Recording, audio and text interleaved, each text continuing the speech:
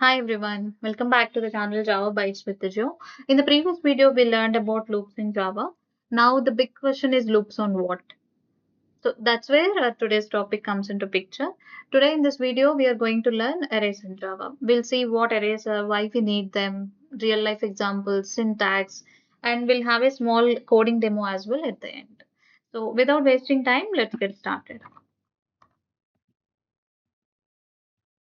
Before understanding arrays, let's see a small scenario where I'm trying to create and store student marks from three different subjects. So this is how we can store them, right? I have created three different variables and stored the marks in them. Now, let's say I need to perform the same task for 30 students. Then for 30 students and three subjects, it will be like 90 lines of code we need to write.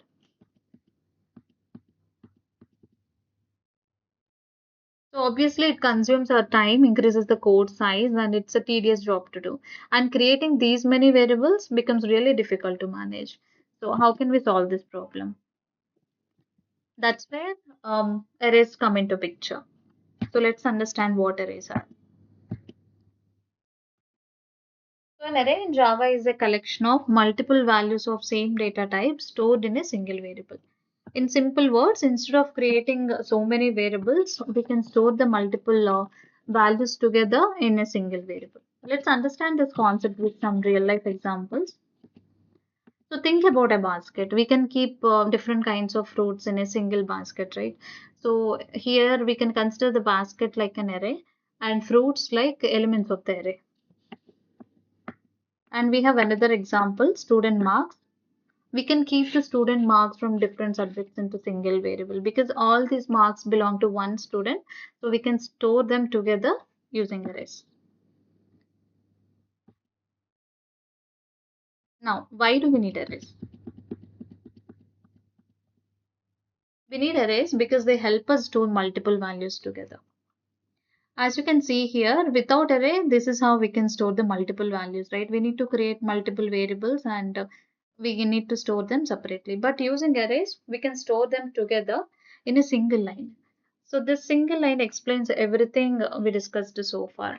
Like we discussed, we are storing multiple values together and these values are of same data type integer and this is the single variable marks. This is the array name. Now the second one is it reduces the code size. As we can see here, without arrays, we need three lines of code. But using arrays, we stored all the values together in a single line.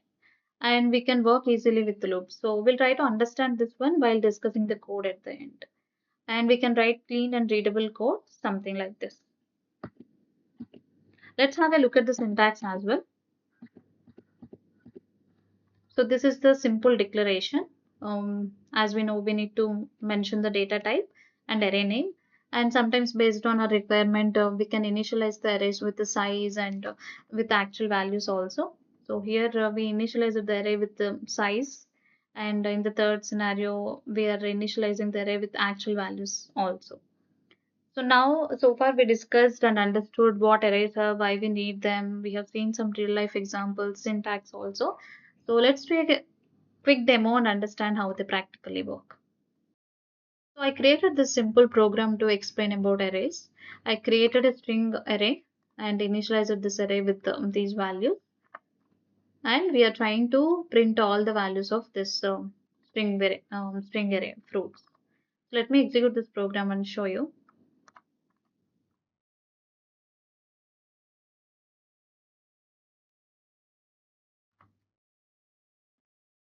We'll come to this example later.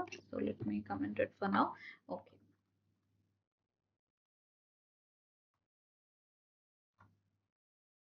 In arrays, index starts from the zeroth position. So fruits of zero is the position for first element in the array. So that's why apple got printed. And fruits of one means second position in the array.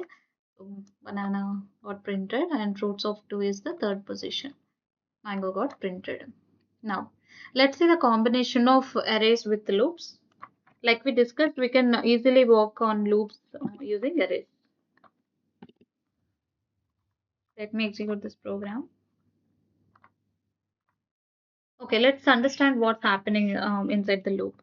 I have created another array here called marks and initialized this array with the different variables, and these values belong to the same data type, integer.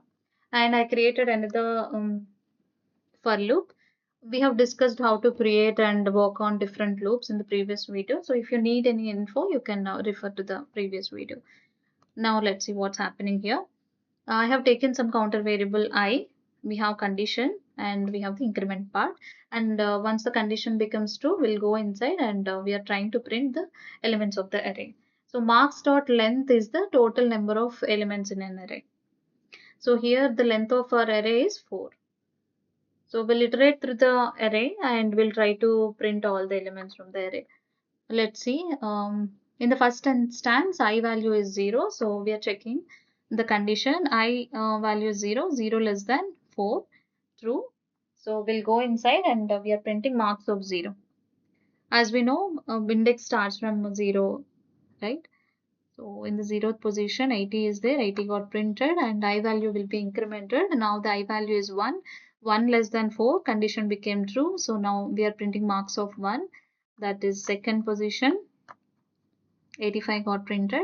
Now I value will be incremented to 2, marks of 2 is 90. Again I value is incremented to 3, 3 is still less than 4, condition became true. So we are printing marks of 3, that is 75. Now I value is again incremented to 4. 4 less than 4, condition is false. So we have skipped the loop. So these are the examples for arrays. So let's do a quick recap. Arrays store multiple values together and index starts from 0th position, and elements of the array need to be of same data type, and arrays work beautifully with loops. So that's all for today's video on arrays in Java. I hope this session helped you gain some knowledge about arrays. If you found this video helpful, please like, share and subscribe to the channel. I'll be back with another interesting concept in the next video. Until then, take care and bye.